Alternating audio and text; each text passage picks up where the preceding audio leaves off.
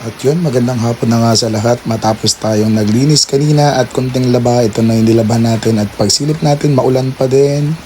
Hanap tayo syempre ng magagawa natin habang nagpapatila ng ulan at para mag-prepare na din.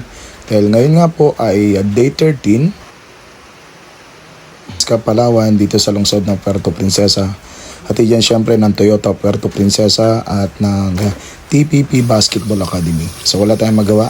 So, dahil sinisipag pa rin tayo, kumusot tayo dito ng basahan para linisin po yung araw-araw nating kasangga sa pagiging announcer ng basketball. Ang ating pong lapel na kung saan yan po ay sponsor ng Asiao Sublimation na matatagpuan naman po yan sa Barangay Rio Tuba, Bayan ng Batarasa. Maraming salamat and big shoutout kay Boss George at kay Ma'am Emily. Kamusta na po kayo? At yan nga po, bubuksan na po natin. Ito po ay time na linisin din natin yung partner natin sa araw-araw nating hanap buhay. Marami na itong pinagdaanan, itong lapel na to. So ito po ay binigay niya ng kanyang kaarawan.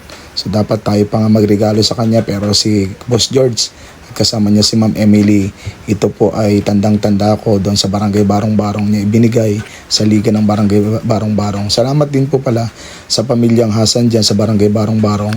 At kung mapapansin nyo, puno ng sticker yan yung ating pong lapel. Yan po yung receiver ng lapel natin. At syempre pati mga patungan ng cellphone natin, linisan natin. Mas masarap kasing maggamit, mas masarap gumamit ng mga gamit na talagang malinis bago gamitin, di ba? At syempre para naman na komportable rin tayo sa pag-a-announce natin pag konting may amoy na mabango.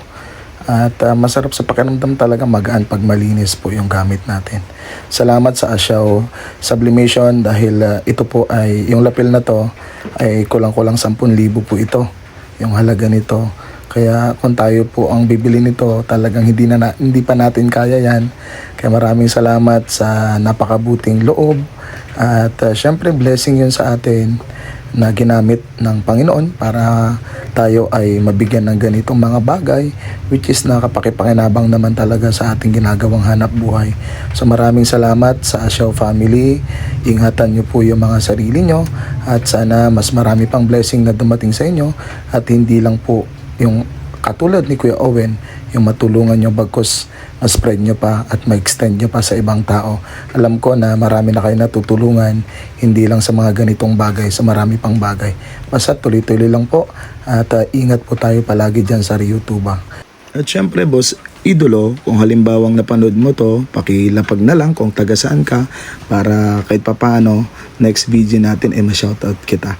At speaking of shoutout, shoutout pala sa bayan ng Cuyo, lalo tigit kay Mark Amores. Thank you so much sa laging pagsubaybay sa mga vlog natin or sa ating mga ginagawang reels or sa ating mga videos pagdating sa sports. Dahil basketball fanatics din yan at isa rin po sa mga aspirant announcer yan dyan sa bayan ng Cuyo. Kay big shoutout kay Mark Amores. Diba, lagi mong tatandaan, pag malungkot ka, alam mo na yon. So ingat dyan sa Cuyo and happy Purongitan Festival sa mga taga-bayan ng Cuyo, and congratulations kay Kenjay at sa buong team ng SBP na pumunta dyan for good na kanilang pong Purongitan Basketball Tournament, and congratulations sa lahat ng mga Cuyonon and happy Purongitan Festival. So yun lang po for today's video. Thank you so much sa mga viewers natin at maraming salamat sa pagsuporta kay Kuya Owen. Kita tayo dyan mamaya sa ating pong Capitol Convention Center para sa ating Day 13 of 4th Chairman's Cup Palawan 2025, brought to us by Toyota Puerto Princesa and also brought to us by TPP Basketball Academy. See you there!